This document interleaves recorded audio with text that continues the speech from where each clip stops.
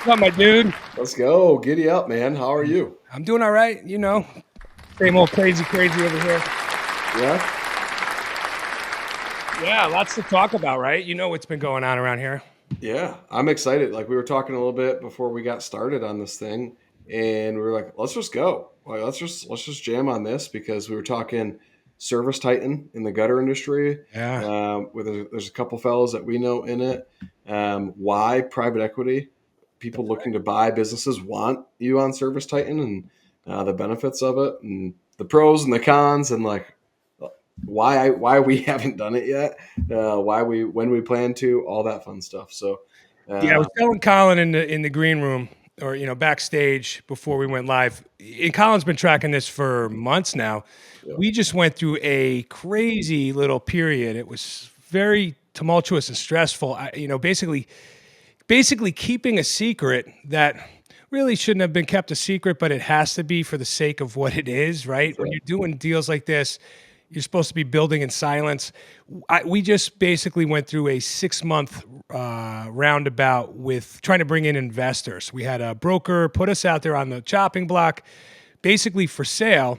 Although we were rolling equity back into the deal, so it's yeah, what they call a platform play. I wasn't selling the business; I was staying. They want to build the business bigger and stronger around my team. I have a great team here, my wife included, and they wanted to keep me on as CEO, but they wanted to take on the bulk of the ownership of the businesses, 75%, and we were going to roll back 25%. But we're talking about millions and millions of dollars. And every couple years, I lend an ear and I listen and I entertain these types of deals. I've been pushing it away for years, but I got pulled in by a really strong investment bank, so we ran the gamut. So Colin was asking me, "Hey, where are you at with that?" yeah. And I whispered to you last week that I stepped out of the deal. Anyway, I took this deal all the way. Right, we had 30 plus interested parties to buy us. We narrowed that down to seven. We had LOIs by seven, so letters of intent. Woo. I had crazy offers. The highest offer was almost $8 million, and we deferred that offer and took one a little bit less than, for the right reasons. Signed an LOI, which means we agreed in general terms to the offer, and then we went into this Q of E phase, quality of earnings, and this is all in the last couple months. And I wanted to announce the news to my team, but I wanted to make sure the deal was done. So I'm not messing with people's emotions. Long story short, we pulled out of the deal. We had the opportunity to. Hasn't been really sitting well with me. I will tell you guys, for all you kiddies at home that are thinking about, using this as your exit strategy, I'm 22 years in. I thought it was going to be exciting, celebratory, and kind of just pumped up and riding this wave of energy and seeing dollar signs and So, ponies and rainbows and pink like cup. everybody says it is, you take the big Bro, fat payday, get your bag, and let's go home. Right? it was the worst ride the last 6 months. Bumpy, man. I got a pack of hemorrhoids I got to take care of with some lotions after this bumpy ride, bro. I did not feel good the entire time. My wife was consoling me nightly. Basically, I said it to you earlier. It's like I felt like a shark or a dolphin in captivity with the dorsal fin curled over and just swimming back and forth around in circles in my pen because I didn't know what to do with myself. It was this like purgatory state where I'm waiting for the buyer to come in and take over. Yeah, By you the don't way, want to go like do crazy cool stuff and like just hand it over to the buyer, and nor do they want that. So you're kind of just like, you kind of freeze, right? yeah, It's you're like just kind of frozen, a and like pattern. we're not wired to do that as actual entrepreneurs. Not, let's be clear, like everybody is classified as an entrepreneur these days, but people who are serial entrepreneurs, like and actually winning at the game, you're not you're not wired to just be like, okay, cool, right? I'll do nothing. Like it kills us. It kills us to stop. So Totally. I mean, that's really that's the crux of this situation. I thought at 49, it might be time. I'm doing other things. We have Gutter app and Marketplace about to launch. Those are looking phenomenal. I'm so glad we put the extra effort and time into those. That's my phase two. I was like, time to cash out, sell the businesses. I tell you what, and just to get down to the nitty gritty to tell you guys what could be after taxes and paying off what company debt we have. We don't have much, but a couple 100,000. Taxes. Uncle Sam's got his hand out. He's going to take a huge chunk of money. We would have walked with just around 3 mil profit. I would have netted out at three. I would have $3 million in the bank. I'll tell you what. If I was 15 years older, if I was 65, and I always said, retire young. Who cares? Another 15 years of life, I'd take that money and I'd roll that. But at 49, and I still have a big tank of gas and strong legs, like it's Right. not enough for me, right? So that's something I want to explore tonight. What does that mean? What's not enough? Why did I not take the deal? What I could lend to anybody listening on how these deals go, what you need to do, what kind of mountains you need to conquer on your own in your business before you even think about cashing out. And I ran this gamut. This was an exciting. I said it sucked, but you know the lesson I got in the last 6 months. I saw the private equity game at firsthand. The M&A game. I played every phase of it. I have an investment bank behind me that guided me. These guys are all Harvard, Ivy League MBA superstars. Wharton Business School, the guy that was looking to buy us out, he lives, 20 minutes from where I sit right now, maybe 15 minutes. He's 10 years younger than me. This guy's in a position, he had an executive role at a Fortune 500 company. He was a second in command below the CFO on the financial side of the business. Super, super bright people. If you pay attention, you get this crash course on what it takes, what they want, what they look for. And I'll tell you what, let's just get down to the nitty gritty. And then I want you to, Yeah. because we talk about this stuff, you and I, all the time. Why I didn't take the deal, my wife and I, Stacy, didn't take the deal. There's so much more room for growth by us before we exit ownership status, right? I don't want to give away the Right. bulk of the ownership of the business before I exhaust my efforts and say, I did everything I possibly could. That Right. I had a good run. Now I have to pass the torch to the next team of experts in their realm, and they'll take it to the next level, and so on and so on. So, we do $3.5 million a year. Plenty of room for organic growth right here in my hyper local areas. For We're not sure. satisfied. Especially with the drainage thing. A hundred, You're only what, like 3 years into the drainage? uh, Like the five, big five. Yeah, the big building. stuff. About four on the big stuff, but Okay. but Right. yeah, the big. Like there was an evolution to it. So yeah, I would say 3 years on the super gigantic big boy stuff. That's right. A Yeah, hundred your thousand six-figure dollars. projects and all that stuff. Right. Yeah. Yeah. So like that's a whole other gamut right there. And you've slowed up on the gutter stuff. You're not slinging a million gutter jobs a year like you used to. No, you're right. Like No, yeah. you've really like hyper focused on who you serve, which is attractive to a private equity company. So like what was most attractive to them through these months of talking?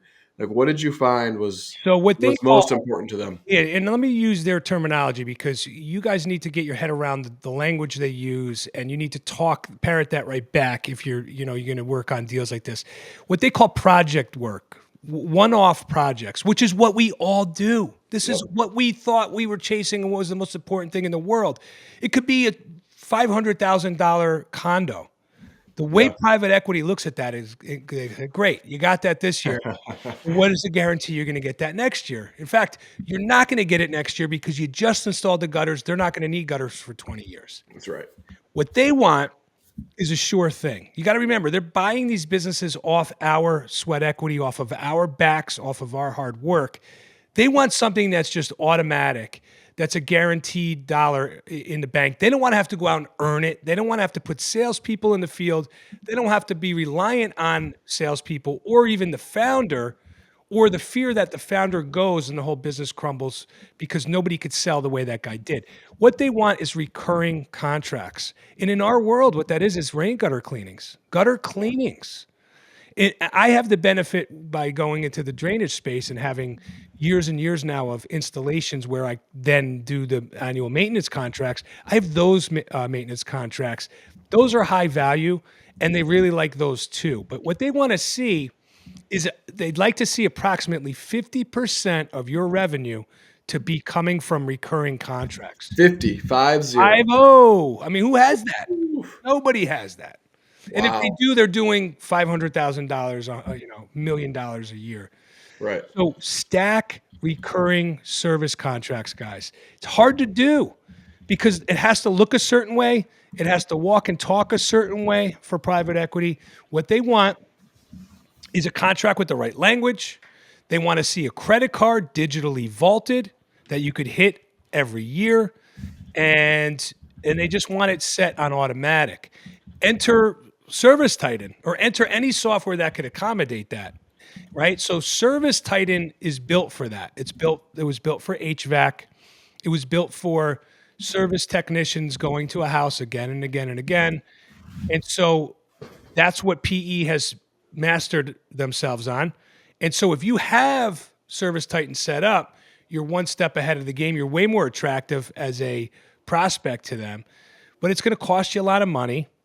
And, I mean, Kyle, shed some light. You were saying you've heard that it's a nightmare as far as support, setup, administration, rollout. Yeah. That sucks. That's scary. That is scary. Obviously, I'm friends with Tommy, and I mean, I say friends loosely. Like Right. we're more acquaintances. I mean, we have each other's number. We text once a year or something. But Right. um, so obviously Tommy is like, oh my gosh, ServiceTitan, ServiceTitan, ServiceTitan. They're the best. And some of the big players in HVAC and whatnot that I follow, they all say the same thing. But I've had a handful of like local plumbers and HVAC companies that are, $5-10 million a year companies be like, I hate it. I'm locked into this 3-year contract. I can't wait to get out. It sucks. Like I can't get any service. It's blah blah blah blah blah blah blah. Right. Jesus. And I'm like, ugh. I mean, this literally just happened. Like the last conversation I had regarding that was like 6 months ago. You know, Right. so it's terrifying to me because I'm not Tommy Mello by any means. You Right. know, Well, my hope is, I'm not trying to turn on inventory control at this point. I mean, we'll get there, but I mean, I'm thinking baby steps. I need reporting and analytics. I need to track my lead sources and follow the lead as it comes into the operation and what status that prospect is in. I need to be able to dispatch technicians, and I need my techs in the field to be able to sell. I'm changing things like crazy around here. So we said, okay, let's not sell.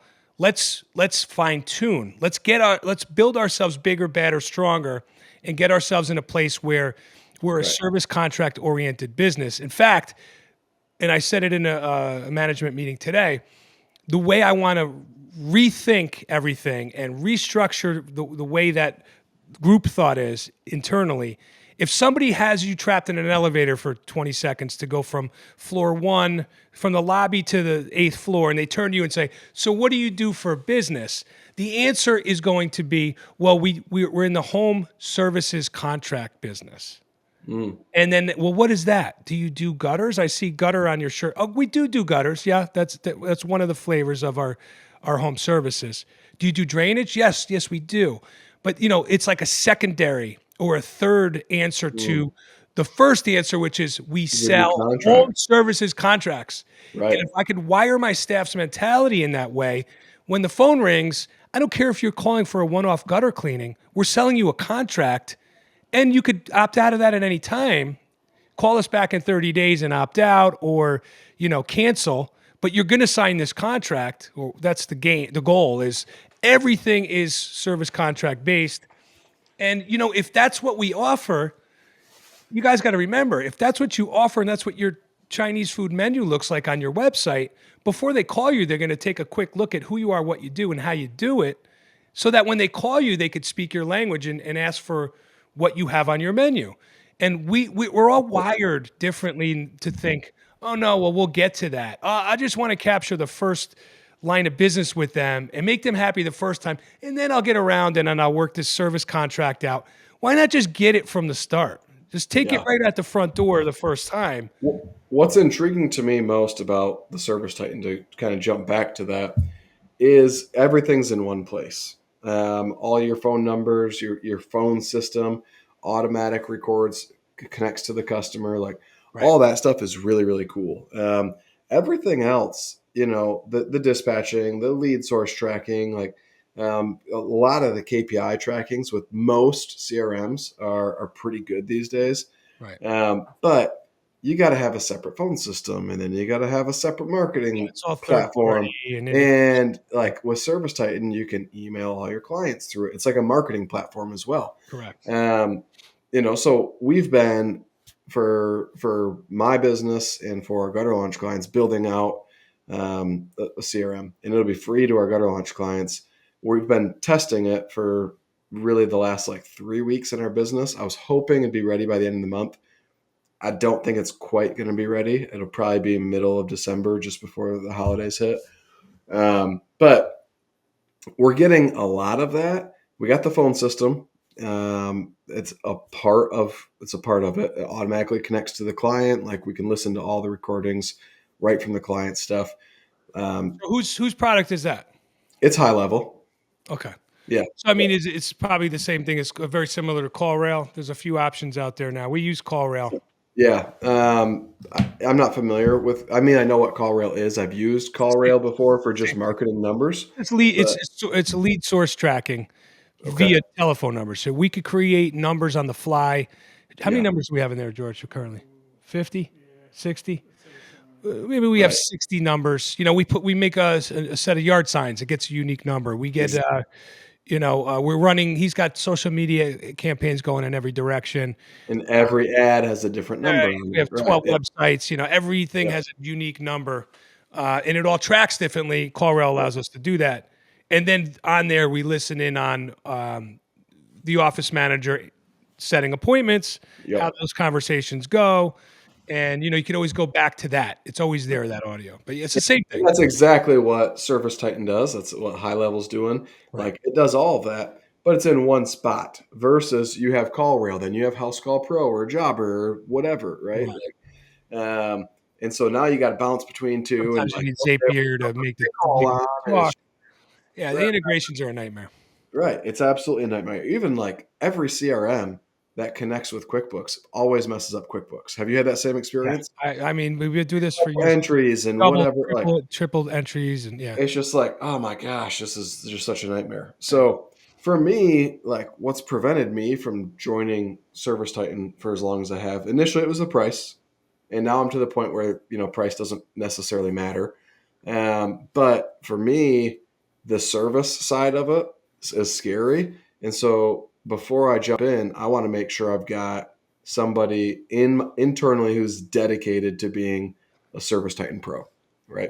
And Right. that might look like they fly to, I text Tommy and say, hey, I want to fly somebody out there for 2 weeks to just be right alongside whoever is your Service Titan guru, Right. and let them learn and absorb everything and bring it back. And they're going to have mine pulled up. They're going to be working on it and like fixing it, getting it launched. Like, so I got to get ours going because it'll be free to our gutter launch community. And I want to make sure that it's dialed in. So I'll probably use that all of next year and then look at this time next year making a switch to Service Titan, because I do have plans to exit. I do have plans to do a big roll up with our community. I've got like, if we're all on the same platform, selling the same way, installing the same way, trucks looking the same way, like it'd be the easiest roll up in America, So we can all just like really fast. So Mm. it's exciting. Like it's crazy exciting. It is. Yeah, but it all has to be executed seamlessly. That's right. That's That's right. the hard part, right? Everything looks good on paper. That's right. Everything looks good on paper. Everything sounds amazing. That's why, as entrepreneurs, we always try and add this extra service or do this extra thing. Like, and half the time it doesn't work. You know, Right. it all sounds sexy. That's right. So what was so they like the recurring revenue, and I put some notes in the gutter installers page. Um, Yeah, but you what are basically have to have, the service contracts, the balance between project work and service contracts needs to be as close to 50% or better as possible. Obviously, to exceed that is bananas. We are at 19% on $3.5 million. That's pretty darn good. But you know what? I accept the challenge. It's like, oh, you need me to push that. I'm going to push that for my right? own sake, because honestly, if it's valuable to them, it might just be valuable to me. And I never sell out. We just sit on this and just be That's some right. generational business. And my kids and George's kids and everybody else's kids fold into this, and it's there for them. And then they're paying us on the backside. We get to That's go retire. I mean, I don't necessarily need to sell out. The numbers have to be there, but I might as well play it the way it needs to be played, because I think there's obviously look. I mean, look at Tommy, right? So I'm reading Tommy's books, by the way. Like I'm driving half the day. I drive from appointment to appointment. So I have Tommy's books going. I read a few books by Adam Coffey that was dropped in our lap by Jimmy. Those Yep. are all on the private equity game. Those are phenomenal. So you start listening and getting this education. Tommy, he started in 2015 or 2010. 2000, no, 2008. 2010. 2008, He started in his business in '08. I'm pretty sure. 2010, whatever, Yeah. 15 years, let's say, right?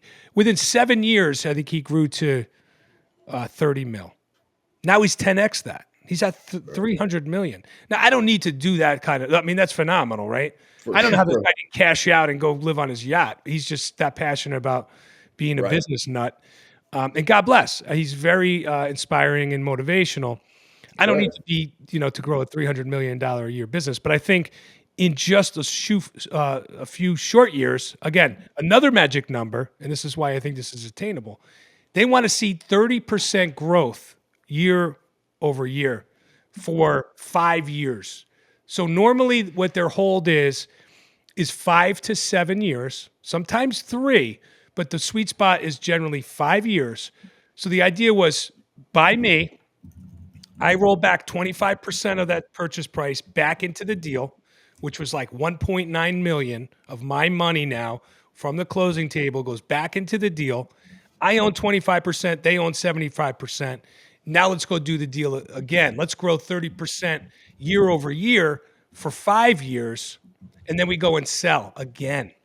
And I pull another 25% out of that, and that's what they call the second bite of the apple. So Yep. they're headstrong on the fact that they can grow 30% year over year. So how do you do that, right? So my thought is I'm gonna pump this. I'm gonna get my business to 10 million in the next couple of years, and it's just Good. the drill, right? If you know KPIs and like the heavy ones, the things that matter the most, conversion rates, sale price, your margins, upsells. If you turn just 2 or 3 dials by like 15% each, the synergy on that compounding effect would take 15%, 15%, 15%. You can increase by 100% on Right. sale price. So that's the game we're playing. It's just grab the lowest hanging fruit, the easy turns and twists, dial up our game, smoke the competition locally, go for all this blue ocean around us that we like Westchester County, New York. We're going to go hammer out, and we'll pump it to 10 mil. I don't think it's a hard push. Maybe 2 to 3 years, and we're going to be in that realm. So, Then it's like, where do we go from here? Maybe right. I stay the course and we push to 30 mil. I don't That's know. it. I'm in that exact same boat. I look at what we did. That what we're gonna finish this year just under 3.5, like 3.2, 3.3, right around right in that mark, and um, a lot of room for improvement this year. I lost my best friend and best sales rep. I mean, he was pacing to make 200K in commissions this year, Yeah. um, and we lost him. Who he was like our roofing salesman. I could count on him. I mean, he probably would have sold $2-3 million alone worth of roofing, and we lost him. And so I had myself and then one other guy at that point, and we had cycled through a few different sales reps, and they just weren't selling, right? So our company closing rate on the roofing side is like 18%, piss poor, right? Gutters were closing 50-60%, right? Pretty consistently. And then windows I was selling about 30-40% of them. So I look at it and I'm like, the reason our gutter close rate is only 50-60 and not higher is those crappy sales reps were crappy, right? Yeah, I mean that's the spread So on sales teams, right? exactly, Got right. three bums So and then two heroes. yeah, so I'm looking at it and I'm like, all right, overall our sales closing rate is like 25-30% amongst all three services. And I'm like, we got to pump that up. And so I made a partner, a sales manager out of Daniel, right, who's been with me for 2 years. And already within 2 weeks of him being in that position, we're seeing an uptick in closing rates and average ticket. It's just like boom, boom. And this is in November. And right now, we're booking more leads than we've ever booked in the month of November because canvassing is just crushing. Right. We're not able to hire and train sales reps fast enough because our sales process, our sales training process has evolved, and now we force them to canvas before we spend money on leads on them. So, anyways, our target, we'll finish just on like 3.233. If we just double our closing rate, now we're at 6.5, right? Doubling a closing rate is very challenging.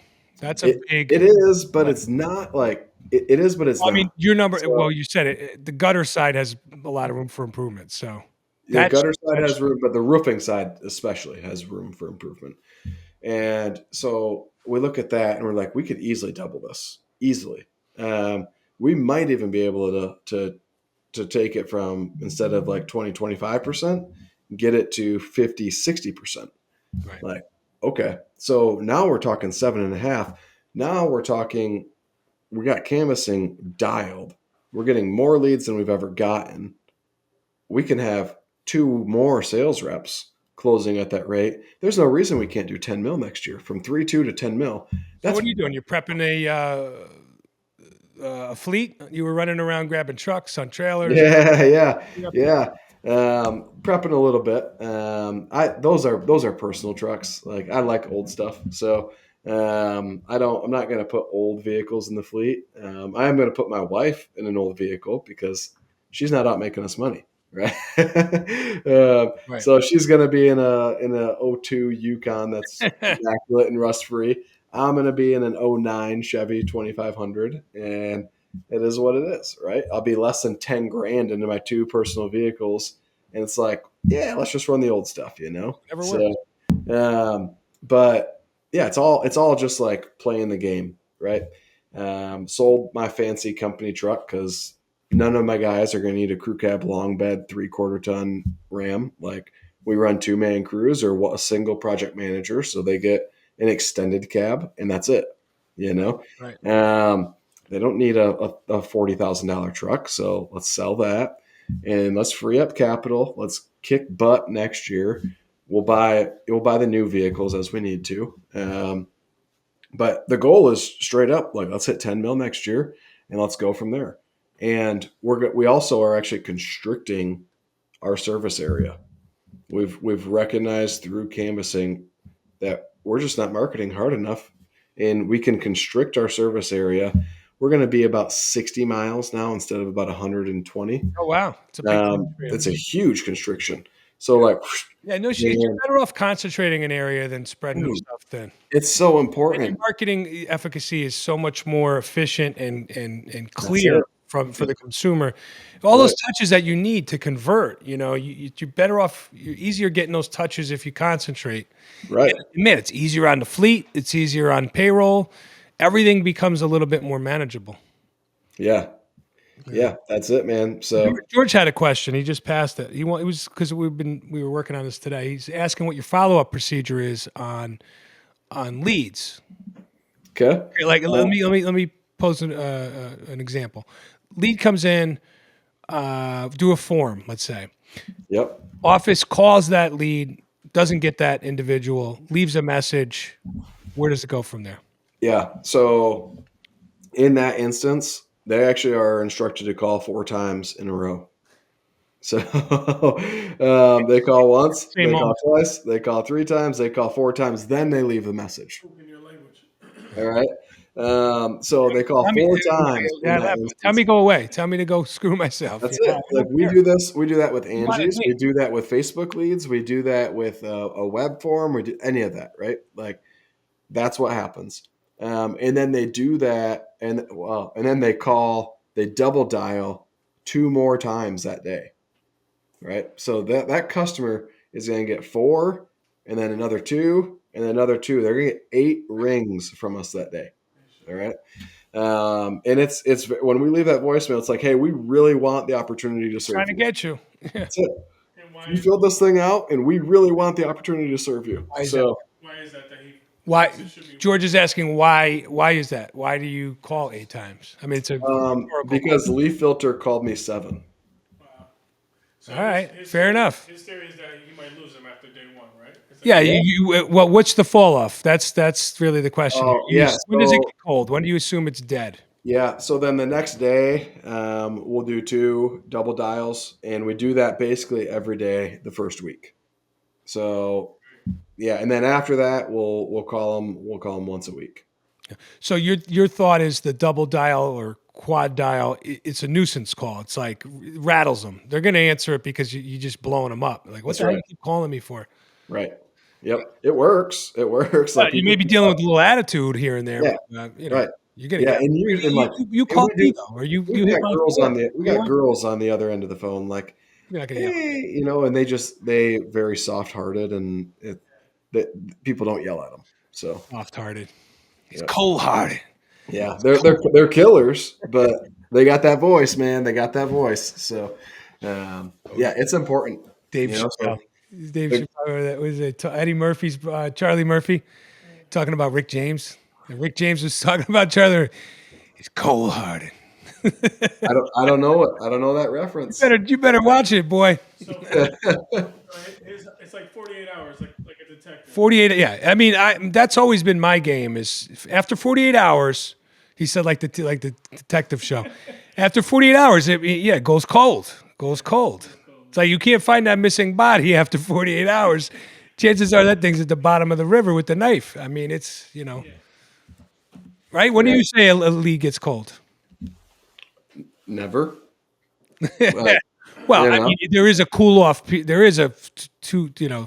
Yeah. I mean, They're I going to say find I somebody. say I say a lead gets cold when they tell us The they hot found water something heater else. goes, or there's some other thing they need to spend the money on. They've lost that impulse. Yeah. So the last question, Colin. So after 30 days, do you call every day for 30 Yeah, days? do you keep calling forever until you No, no, get it? no, no. After that first week, we call once a week. So you still call? But yeah, Yep, we so you're still call. yeah. It stays. And What are you Hennig, tracking that with currently? Because you're not on ServiceTitan. no, we're High not on. level does it. Yeah, so we were trying in Field Pulse and just having some issues. Basically, what we ended up with was like our calendar would be full of Yeah, follow up never calls, get and it through just all that cycle. it, yeah, and it was just like this is a hassle, and it clouded up our calendar. So in high level, it's actually way easier to see that, and you can do tasks and things like that. So that's what that looks like now. Um, yeah, that's what we're doing. Cool. And it's like we've got people that's their job is to dial 100 calls a day. George is all excited. I mean, we've done these before, but we're doing another push on the initiative, and we have Pretty two cool of because them. they have the checkbox. Yeah, the door hanger, and it's we cleaned your. There's two versions. We cleaned your gutters, and there's a checkbox. No problems found, or we found issues with your gutters. You'll receive a quote soon regarding repair work. It's one version. The back is real estate, so all the bullets on what we do, all our services that we perform. The other version is we cleaned your neighbor's gutters, which this doesn't have much value for you since you're door knocking. We're not door knocking, but we're hanging these. We're close. We're Yep. at the door.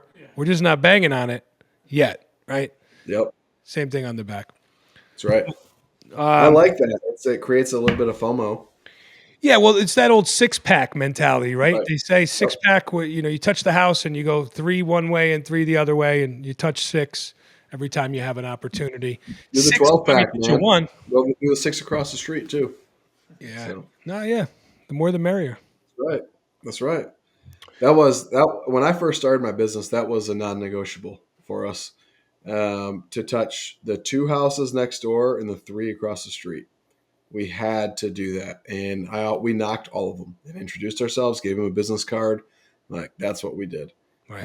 And I had in my supply days, the owner, that was his thing. Like he told us, if you guys are selling to someone and they say, yeah, I just don't have any roofs right now, that's what you tell them, that you will triple your business if you just do this.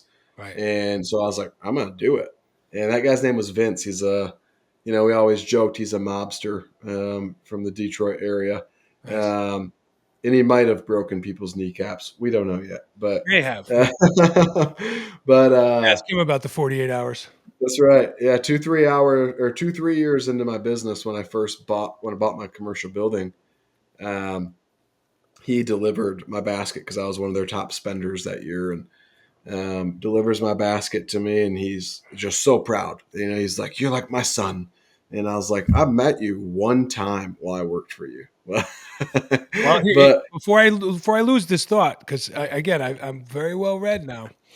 They One of the bigger tips on private equity is separate the business from commercial real estate. big Private time. equity is not interested in commercial real estate. That's right. They want to buy the business and its assets and then grow it and then pump it and then dump it. That's They right. don't want to get tangled up with the real estate. They don't care. You can hold it, you can keep it, you could Yep. sell it somewhere else. Maybe you could rent it back to them in a reasonable lease, but they don't want to buy it. So Right. detangle that if it's currently It's tangled. not. Yeah, it's totally separate entity. So, and I rent to my operating company. So, Very nice. How's the yeah. house, by the way? Did you finish? Or you? I Oh mean, it's gosh, endless. no, dude, it's 8,000 square feet. Takes a lot to finish. Well, Yeah. that's what happens when you buy a hotel. I mean, Yeah, geez, right. I know. I didn't buy it. I built it. what are you riding So driving dirt bikes inside there? What are you? yeah, What's going we on? could race them in here. So no, it ain't done yet. It's we're It's a getting work in closer. We're progress. getting closer. I'm ordering 2,400 square feet of hardwood floors.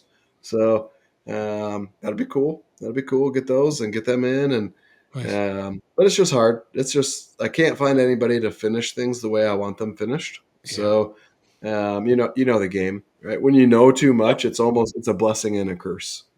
I would agree. So it's like, yeah, I've got all log siding going up on the inside of my house, and because I stick framed it and I stick thought you built it, found a guy that was going to work the way you wanted. I thought I did too, and then he reneged on me and said, my guy doesn't want to do it that way.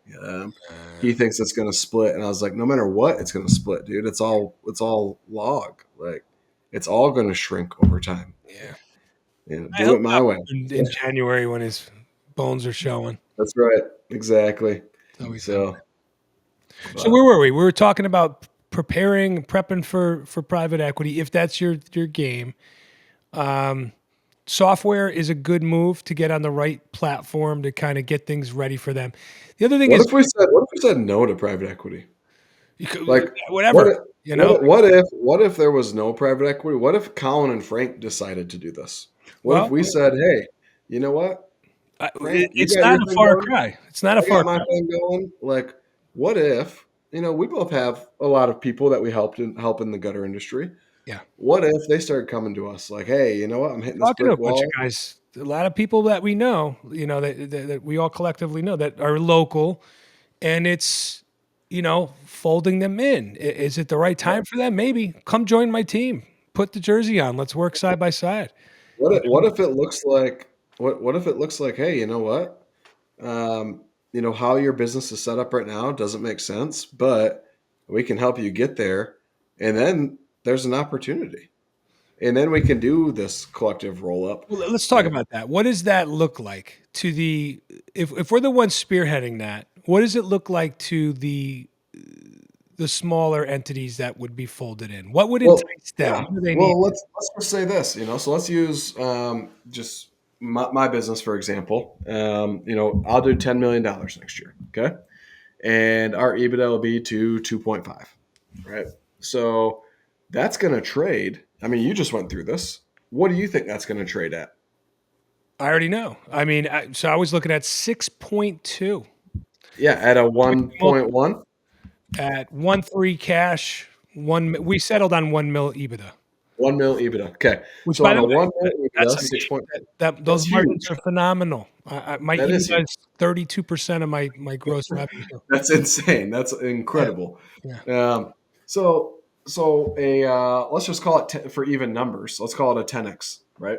If I'm at 2 million EBITDA. I would say at 3 mil plus on EBITDA, you can trade maybe close to 10, but you'd have 10x. But that's 3 mil. 5 mil EBITDA, definitely 10x, definitely, or better.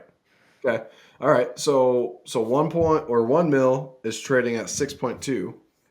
And so then what would you say 2 mils is trading at then? 7, 8? Yeah, say the same, 6, 7. Okay. All right. Well then let's call it 7 for even numbers. All right. And you know what I didn't realize until my kids started doing the stupid 6-7 thing is how often I use the word 6-7. My freaking birthday is June 7th, and I wrote it out today. I was like 6-7. I was like, and I saw my little daughter doing this, and I was like, what the heck? I'm gonna give George the video, and he's gonna inject it into this on the post production. I went to my daughter's lacrosse game 2 weeks ago. It was a tournament. I had my two little ones with me. I sit down on the hill. I'm with my ex-wife, who's watching our daughter that we share together. And I'm exhausted. I mean, my wife was out of town. I had the kids for 4 days straight. I'm exhausted. I turn and look at the field to watch my big kid, and I look at her. I go, 6-7. Her jersey's 6-7. Her mother starts laughing. I go, are you effing kidding me? She's like, no. She specially requested it. I go, are you kidding me? So then I'm looking at the field and I'm videotaping her, and she had a couple good plays, and I'm like 6-7, 6-7, and I sent it to my daughter, and like 3 hours later, she gets off the field. She's like, "Dad, you're crazy." I'm like, "Really though? Like that's your jersey number? Are you kidding me?" Yep. Anyways, so yeah, it's crazy how often I say 6 to 7 or 6 or 7 or whatever, right? Please. I know I need to Don't stop do it it, anymore. but anyways, so if I'm doing $2 million in EBITDA and that trades at 7x multiplier, what is somebody who's doing $1 million bottom line? What's their EBITDA probably going to be? $200,000-300,000, Yeah, right? look, guys, it's not going to be It's much. it's not going to be much. And what is that going to trade at? 1.5, No, maybe they'll get two. maybe a Two to 2. three. Okay, 2 to 3 is let's, the let's is the catch multiple right now in our industry. 2 to 3, okay. and the Well, let's reason is call nobody's let's call got. it 3. Yeah, call it Let's 3. call it 3. All Yeah. right. So Still so not if much. you're at $1 million top line, bringing in your EBITDA is 200 to 300,000. Let's call it 300 because at $1 million you're probably a little bit more profitable because you don't have the general manager and the sales manager and all that stuff, right? So let's call it 300,000 trading at a 3x multiplier. That means your business is worth $900,000. Okay. All right. If I come to you and I say, "Hey, yeah, let's do this thing. Let's roll it up," and I buy half of your business, or we figure whatever, right? I buy half your business. Your business immediately, because it's rolled up with mine, trades at At a my value, higher yeah, at my multiple. at my multiplier. So you just literally All right, so let's double let's, up. let's preface that the way that this is great theoretically. What would have to happen is, I mean, look, there's attorneys involved. We have For sure. contracts. Everybody has to level up and be adults and big people. This is big boy stuff. Right. This can happen. This isn't a Facebook message. Hey man, can you help me out? This isn't how that works, right? No. But it should be, to make it fair, whatever the total EBITDA is, whatever your percentage of that EBITDA is in overall, you get to benefit from the multiple, but you're going to get the split based on the percentage of where we Your store, your right. location. Correct. Where it gets Yes. complicated is getting all of the sellers to agree on all of the terms. Now, the game that they play is they take you through all of these little chinks in the process, and at each step and stage is their chance to f with you, right? Yep. It's their chance to ratchet it and knock you over the head and shake some value out of some, to knock that valuation down. And they're going to try, and they're going to be damn. That is why I stopped, because I said, aha, I see what they're doing. And I'll be damned if you're going to do that ever again to me. That never will happen again. So everything's prepared. Well, I mean, I'm very, very good at the reporting. I have staff that helps with the reporting. But even still, it was a huge, huge undertaking. Tens and tens of hours over multiple weeks. I mean, we had like 40 to 50 hours collectively in generating this report this way. Oh, now do it this way. And But I know what they want. So now it's having all of that at the ready for a 3-year. That's the other thing. You need a 3-year clip with good numbers. Because if you do good this year, but last year you had a shit year, they're going to beat you up over that. Like, well, you had an anomaly. This is a fluke. This is not your norm. I want to see 3 years trailing. So there's a game here. So it's get the numbers up, sustain those numbers for 3 years. If you could do it for 3, you're in a good place. Yep. But you get to win by, if my business is leading the charge, my EBITDA is bulletproof. My valuation is, somebody offered me 7.5 multiple. Unbelievable. And it was 2 girls. They were in their early 30s. They both were Fortune 50, recipients, superstars, working for Adidas and Nike, all this like high level marketing. I was blown away. Another prospective buyer, his uncle owns the Long Island. I'll talk about this. I don't give a shit. The New York Islanders, the hockey team. Oh, wow. His father's brother. He himself, his sister, the most winningest Olympian in swim at 15 years old. Do you remember that name? It was Ledecky. Okay. That's his sister. So and they come from, generational wealth. And that's who these are these privileged, intelligent, well-educated individuals that come at you with opportunity and with backing. So he was backed by, I said, we went to lunch. Now, by the way, the top 3 prospects I met personally. One I went to lunch with, one I went to dinner with, not a drop of alcohol. This is big boy stuff. Like, we're having a serious luncheon, right? Yep. So, well, my uncle, your uncle, he owns an NHL team. Yeah. I said, how did your uncle make his money? He said, private equity, buying and buy and grow. And I said, oh, so it's the exact same play. He goes, yeah. Basically, he's getting his uncle's playbook. I said, and how large are you trying to grow my business? And he took it as like, not a challenge, but like he was very stoic with his answer. And he said, $100 million. Like, that's the threshold. And that's what these private equity guys shoot for. Again, if you read these Adam Coffey books, $100 million. That's what they shoot for. Because at $100 million, if the EBITDA is $10 million, it's going to trade at least 10 times. They're going to make $100 million in profit. So, do you want to do it with a guy like me or Colin? Right. Who's, by the way, we're not the bad guys. We're not the guys. We're in the industry. Who do you trust? The guy in the industry, or the guy that has no idea what the hell you do? Neither does he really care.